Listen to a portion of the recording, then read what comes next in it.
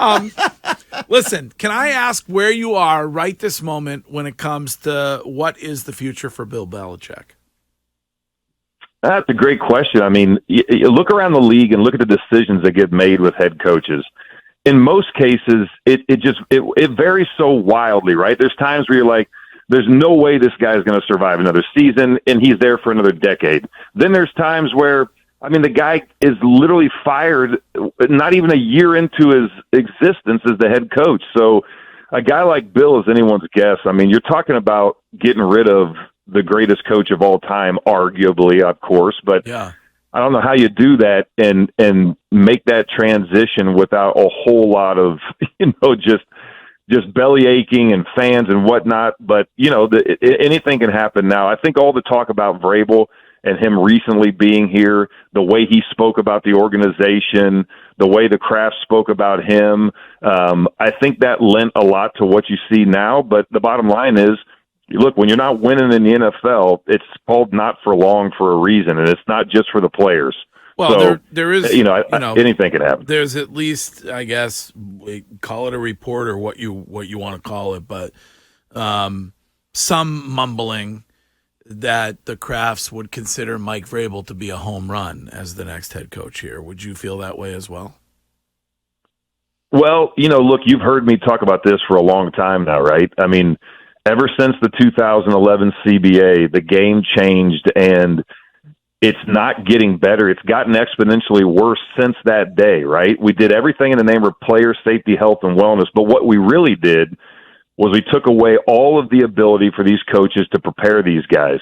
And so the mindset is very soft. It has to be soft. There's no other way they can do it. Now, I'm not saying that the guys themselves are mentally soft, but you can't prepare and plan to play a season, whether you're a coach or a player, given the way the rules are today. So if you have a coach like Mike Vrabel, he's aggressive. He says it like it is.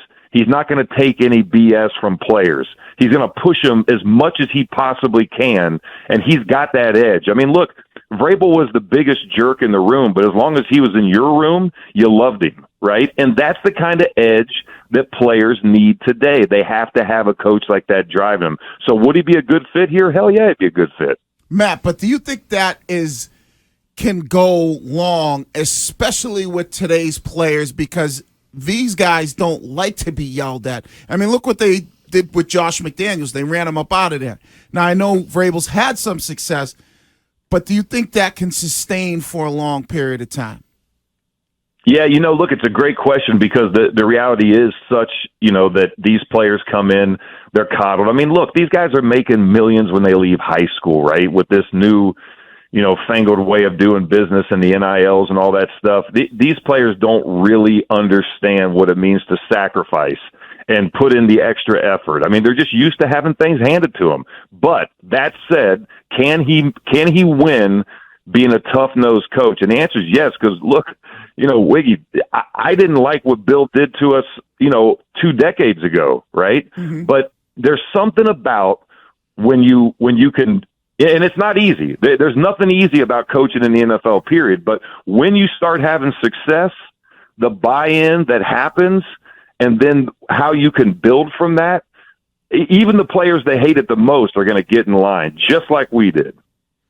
Does it surprise you when you see players like Jack Jones, who was benched for a bit on Sunday, liking tweets that suggest maybe he, would have been better off pleading guilty? Does that surprise you when this team, knowing what you know as Bill as a head coach? Yeah, I mean, look, I think anytime that anything is aired that doesn't have to do with winning or talking about the next opponent, right? There's a Patriot way for a reason. A lot of guys bought in. A lot of guys busted their ass, did things the right way. I mean, look, you think there were times that I wanted to say things? Yeah, guaranteed, man. There were times that I wasn't real happy about certain things, but was it in the best interest of the team? Hell no. And we all understood that. And we knew we had to sacrifice our own,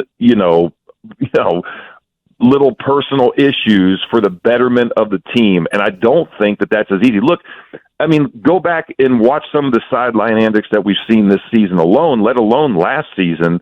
Those kind of things were very far and few between back in the day. And now we see it on a regular basis because they're frustrated. They're upset. So they don't like what they're doing, and they're not winning. When you say sideline antics, what do you mean, like schooler, basically on the field yelling at the refs, or like what do you mean by that? Well, I think sometimes just watching even the demeanor of a Mac Jones when he gets benched, right? Yeah. And seeing, look, I mean, I can't imagine laughing or messing around or just doing things, that you see. Now, is it the most harmful thing in the world? No. But again, we knew that everyone in the world's watching. We knew that our teammates were watching. And the things that we did mattered, right? The things that we said to each other, how we interacted mattered.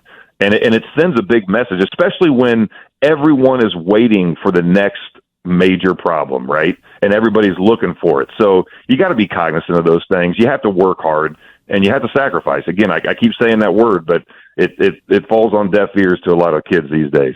Matt, when you see the broadcast show Jonathan Kraft talking to Robert and saying, we're just not that good, or we're just not good enough, and people are lip reading that, do you think that this is finally a time where they need to make real changes? They know that this team needs to be changed, maybe from the bottom up? Yeah, I mean, look, it was a fair assessment, right? I mean, I think they're saying the same things. When Bill gets up in front of the team, he's echoing the same thing. We didn't play good enough. We didn't do this right. We didn't do that right. And we don't have it right now. They clearly don't. So I don't have a problem with, what he says, but what are they going to do about it? I mean, that's the $1,000,000 question. I mean, what do you do when you really think about it? You got a hell of a coach, right? I mean, regardless of how you feel about him, how you like the way he drafts or what he does, I mean, the guy's got a damn good track record. But how do you right the ship? And is it time for a clean slate? These are the questions that I never want to make. I also never going to be that successful to have to make those kind of questions, those decisions. But I think we are at a point where, they're looking at every possible option, and, it's anyone's guess what's going to happen. Matt, Teddy Bruschi said on ESPN about a month ago now that it would be his wish for Bill to just leave at the end of the year, that nobody will ever doubt that he's the greatest coach in NFL history, no matter how many more wins Shula has. Bill has the Super Bowls and all that other stuff. Is that something that you would like to see? It just, for me, it's the longer this goes like this, he's doing damage to something that we thought at one point was beyond reproach.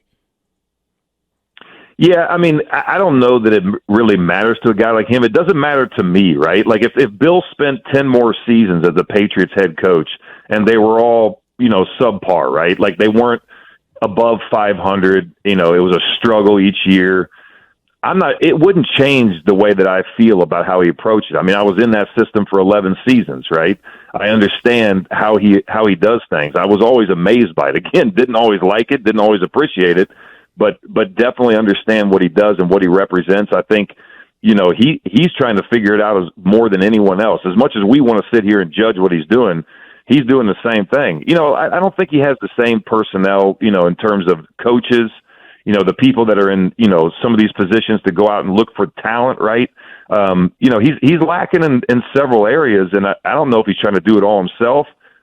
He's not trusting, bringing in new bodies. I'm not sure what the overall issue is, but he's got to get it figured out, right? And I'll always respect him for what he does and how he's done it, for the end of time. And I want him to coach as long as he wants to coach, right? Forget about the record.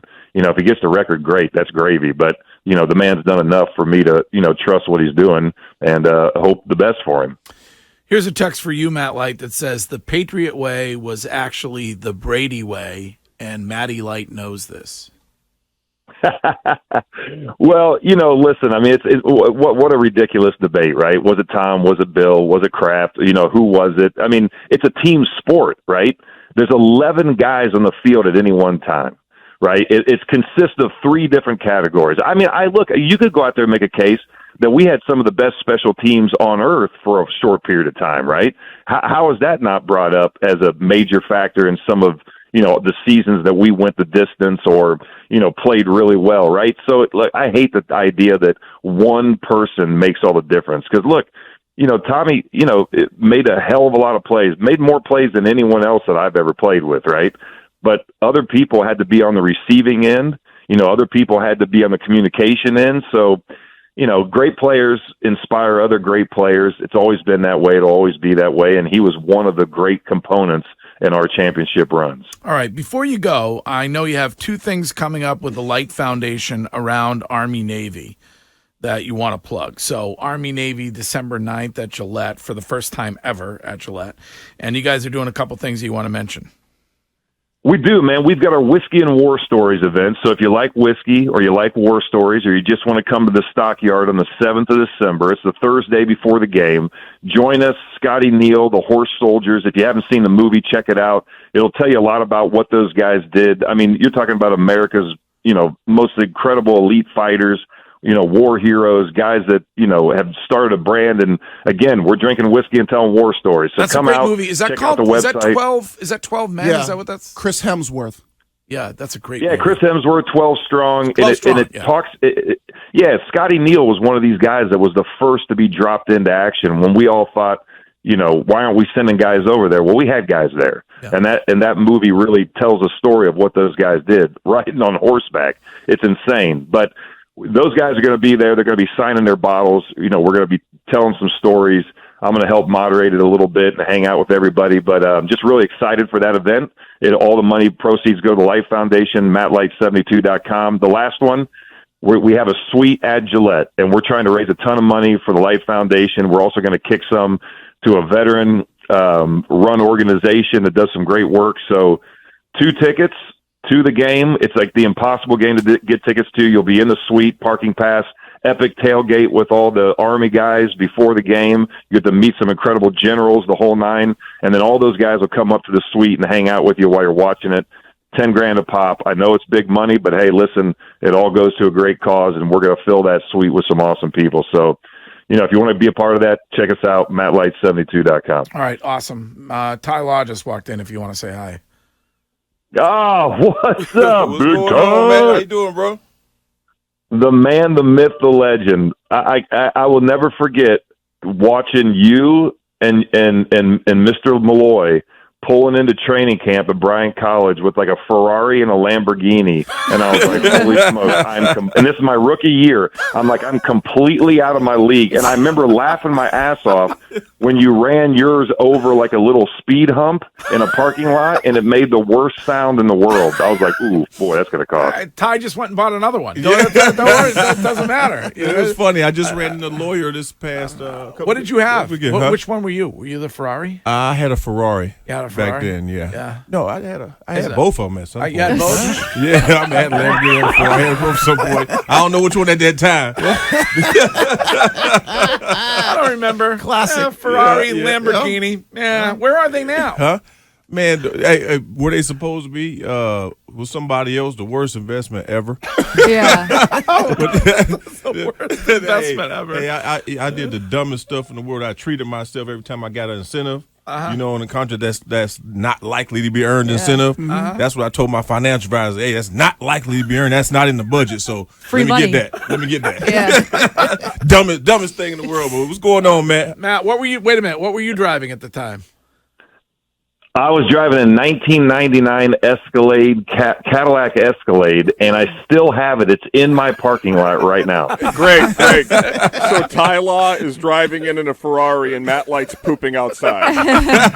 And by the way, on that note, I got to ask you, Ty, all the time that I used to watch you running it, and it made me feel like such a subpar player, as I'm driving into the stadium at the last possible second to get in before I get fined, I'm passing Ty running on Route 1 in like a full sweatsuit.